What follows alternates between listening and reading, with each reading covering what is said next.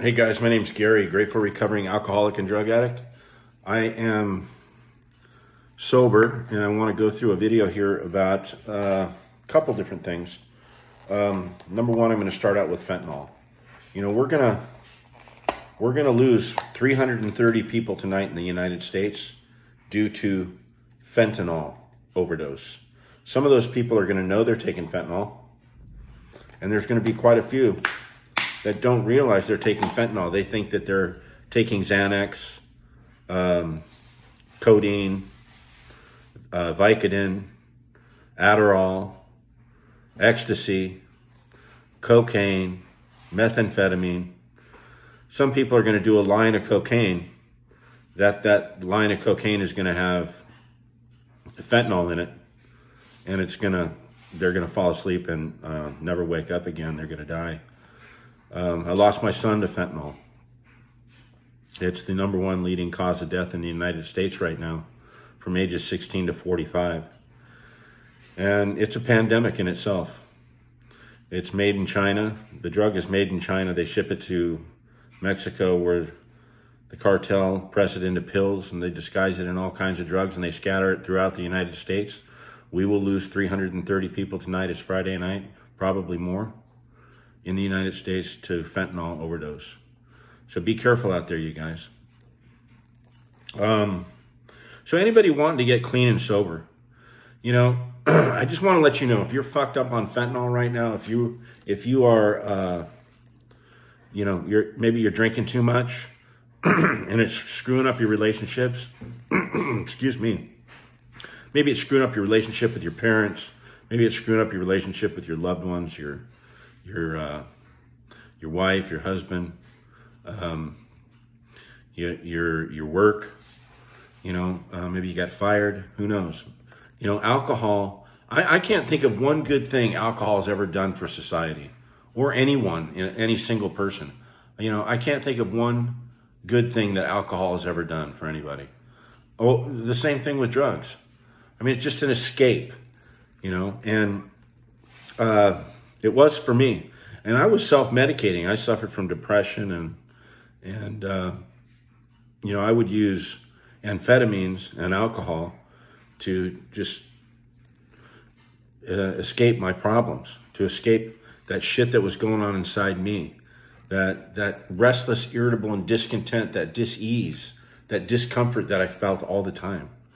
And I got to tell you, now, when you get sober, it's tough getting sober those first couple of weeks, those first few months, you know, that restless, irritable discontent.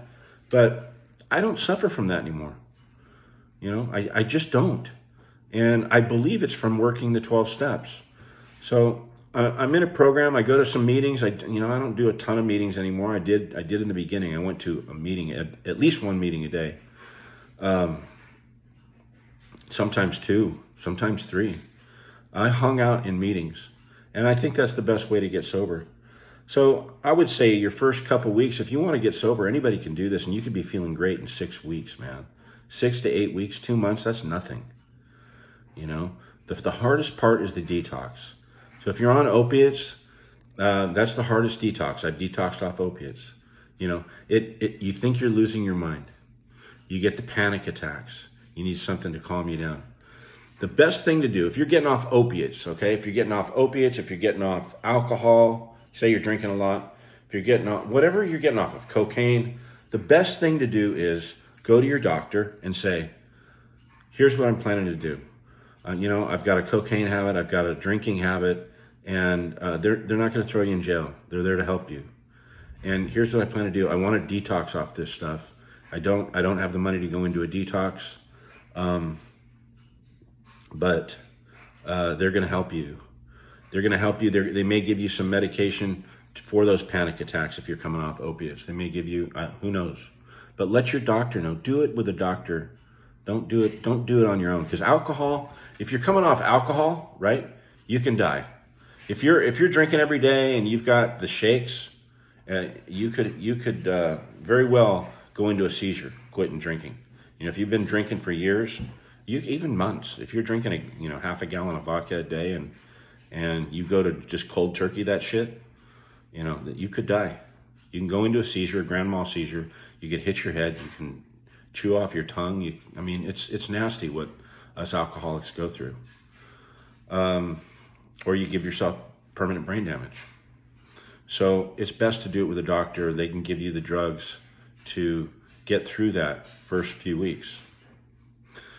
So detox 2 or 3 weeks. I would say if you're detoxing, and if you plan to go to meetings, which is the best way to get sober, hands down, proven the best way to get sober, get yourself a book. Go to Barnes & Noble, Amazon, whatever.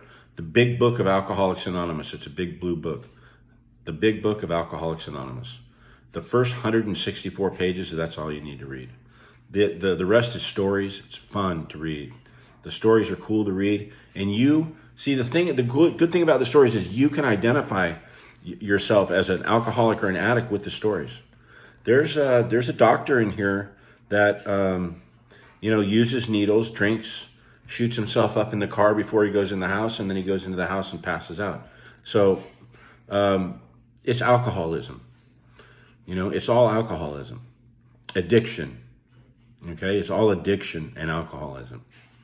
So then I would say after 2 or 3 weeks, that first 2 or 3 weeks is going to be tough. Let people know the people that you love, the people that you surround yourself with, let them know what you're going to do. Let the doctor know what you're going to do. The doctor's going to give you some advice, take it. And then I would go shopping and load the refrigerator with all the food that you like to eat. Don't worry about health right now. Don't worry about, I need to have so much protein and I need, fuck all that stuff for the detox. Comfort food, man. If you're into ding dongs, Fruit Loops, whatever that is, man, pizza, me, I love pizza. I love Italian food and Mexican food. I'll comfort myself with that shit all day. So, comfort yourself. Make yourself comfortable. Get a Netflix account and figure, you know what, I'm going to be on this couch and I'll be in my bed for the next 3 weeks, 2 to 3 weeks. Depends what you're coming off of. And I'm going to comfort myself. I'm going to eat my favorite foods. I'm going to feel like shit. I'm going to feel like I'm sick. I'm going to have some shakes. I'm going to have maybe fever. I'm going to think I'm going crazy, but I'm not. I'm going to have my friend here telling me that I'm not going crazy and make sure I don't do anything stupid. So that's for, a week to 3 weeks. Depends what you're coming off of. If you're a heavy heroin user, it could be, 6 weeks. But I would say do it clean. You're not going to die from kicking heroin. You can die from kicking Xanax. You can die from kicking alcohol. Xanax is dangerous. If you're a heavy Xanax user, use a doctor. Go to a doctor. Then I would start after 2 or 3 weeks when you're starting to feel pretty decent, when you can stand up without having a head rush or anything like that. I would say start walking around the block. For the first week, just get some cardio in. Start putting that healthy food in your body. Drink a lot of water. Drink a lot of water during the detox, right? But that first, that first time when you start walking, make sure you got water with you. You don't have to go a long way. Just get your heart rate up. Get your heart rate up for 10 minutes. The next day, go 12 minutes. The next day, go 15 minutes. The next day, go 18 minutes. The next day, go 20. Work your way up to 30 minutes a day. Do that for 2 or 3 weeks. And then get into a gym. Maybe get a trainer if you've never been into a gym before. By this time now you're 6 weeks into it. Your face is clearing up. Your eyes are clear and bright. People are going, wow, you look different. You're doing great. Stay away from those people that are going to be toxic for you. Those people that are going to tempt you into Satan's world, okay?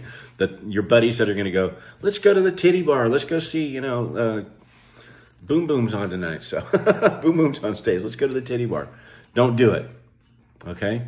If you are a PTA mom and you go out to PTA meetings and then afterwards you go to lunch with your friends who like to go drink wine, stay away from them. Go to the gym. Tell them you have an appointment. Stay away from them. Not that you always have to stay away from them forever, but this is a very vulnerable time for you. Stay the hell away from them, okay? If you're a drug addict, dump all the drug-using friends. Just cut them off. Doesn't mean you can't talk to them. I still talk to people once in a while that I used to do drugs with, but I just don't have anything in common with them anymore. You know, I don't hate them. I don't judge them. They're doing their thing and they're on their time and God's time, not mine. But there's a lot of people I care about, and I used a lot with there was a friend of mine, good friend of mine. I mean, we were pretty close. We met in AA, and we both relapsed, and we were doing drugs, and we did a lot of shady shit together. I bumped into him in a meeting last 2 weeks ago, and he was sober. He had been sober 10 months, and I was like, dude, Dan, I'm glad you made it. You know, you may see friends in meetings, but it's always better to stay away from those using buddies. Diet. So once you get going on the gym, you need to start putting good foods in your body. Don't go heavy. If, you know, you guys out there that got a little bit of muscle, right? Don't go heavy right away. Even though you could probably lift, even if you're 25 years old, 20 years old, 40 years old, I got to watch it because I'm 57 years old. So I don't go real heavy anymore. I do a lot of pull-ups and dips, and I'm starting to get on the cardio again because I got off my cardio. But these are all the things that I did, and this is kind of the pattern that I used to get sober, and it worked. I didn't go to a rehab. Didn't have money for rehab. Nobody that would give me money, okay? They were like, you can get sober on the couch. So I got sober without a rehab, and you can do it too. That book is going to keep you sober. I would say start going to meetings. After that first week of detox, or that first couple weeks of detox, whenever you can stand up and without passing out, or if you can get into the car in your pajamas and slippers, go to a meeting, man. If you can throw your Levi's on for a t-shirt, some flip-flops, go to a meeting. And listen for the similarities. When you get to a meeting, if you've never been to a meeting before, I've judged my way right out of meetings. Don't do it. Don't fall into that. That is this thing. You got to remember, we're sick when we come in. This is very sick. You learn, when you get well, you learn to not listen to this. Example, I moved to Austin, Texas, very liberal place, okay? I'm not a liberal, okay? I'm not getting to get into politics and stuff, but I'm not a liberal. I go to my first meeting in Austin, Texas, where they've got fucking purple hair, rings in their nose, and, you know, they're talking about how great Biden is and everything, and I'm like, fuck this place, man. I am done. This is my last meeting. But I went back. Because I knew enough to know that this thing's not telling me the right thing to do. I knew enough. The other thing, I'll get up today, you know, my alarm clock will go off. And when that alarm clock goes off, you know, it's usually about 3:30 to 3:15 it goes off, depending on what I got going on in the morning. And when that goes off, the first thing my head says is, fuck, man, you just stay home, miss a day. It's no big deal to miss a day. That's still sick. I have to train it. Some days it's getting better to where I just get up anyways. I get up, I go pee, throw some water down my neck, go to hit the gas station, get some coffee, and I'm on my way to the gym. And 50% of the time I have a great workout. You know, 25% of the time I have a pretty good workout, and about 25% of the time I have a shitty workout, right? But that's it. At least I'm making a habit of going. And the other thing is diet. Once you get into the working out, once you start walking, start putting water, start putting healthy, colored foods into your body. You know, like greens, reds, you know, fruits and vegetables. Put them in your body. You're not working on your weight. You're trying to feed your body the healthy things and get your body used to moving weight around, used to get your heart pumping, get it used to the cardio, because now you're 6 weeks, you are 9 weeks into this thing, anywhere from 8 to 10 weeks in, and you can make the decision. You know, you put healthy shit in your body, 8 to 10 weeks, you look like a totally different person. People are saying, you look different. You're so much nicer. I like you so much better doing this. You're home with the kids. You're home with the family. Your wife's not worried about you. Your husband's not worried about you. They're not worried about you drinking and driving. They're not worried about you dying from fentanyl use. You know, the shit we put ourselves and our loved ones through is horrible. Then I would say start looking at that stuff. At, you know, 9, 10 weeks, start working steps. You know, praying and meditating every day. Prayer. That prayer kept me sober. Because when you don't have the gym, when you're losing your marbles, right? When there's that devil on your shoulder going, fuck it, man, just go to the drug dealer. Fuck it, man, just go to the liquor store. Fuck it, just go to the bar, right? Prayer. This thing's going to tell you to do some crazy shit. You can't listen to it. Prayer. God, please save me. I can't tell you how many times. God, please save me. God, please save me from being an asshole. God, please save me from I remember one time I had about 30 to 60 days sober. And I traveled from California to Houston. I stayed in a shitty motel that I used to stay at when I drank and used because I could afford it. As soon as I walked in the door of that hotel, my heart started pumping. Drug dealer was down the street. And I was thinking, oh my God, I'm gonna use drugs. I'm gonna use drugs again. And I called everybody I knew, right, that was in AA, that did, you know, knew what to tell me, how to talk me off the ledge. I was so afraid to use, I got on my knees. I said, God, please help me. God, please help me. Then the phone rang, and it was a buddy of mine. He had 30 years of sobriety. He called me back, and he said, you're not going anywhere, dude. You're not going to use. Look what you just did. It's almost like being bipolar. You know, your head's saying, do it, don't do it, do it, don't do it, don't do it. I'm going to fuck my life up. No, nobody's going to know I can get away with this one. I'm only throwing away 30 days. Big deal. I'll get it back. Man, you don't never know if you'll get that 30 days back. You'll never know. Don't do it. Pray your ass off. It works. I promise you. Then you start to develop that relationship with a power greater than yourself, with a higher power. You know, whatever your higher power is. You know, whatever it is. I'm not going to get into that. But if you don't have a higher power, if you don't believe in God, I would fake it. Because those prayers are still working. And you'll see the power of God work. God works great with newcomers, man. He really does. He pulls off some freaking miracles. So don't underestimate the power of God, even if you don't know him. So that about wraps it up. And then you're on a great start. You've got a great foundation. You're going to meetings. You've detoxed. You're working out. You're going to meetings.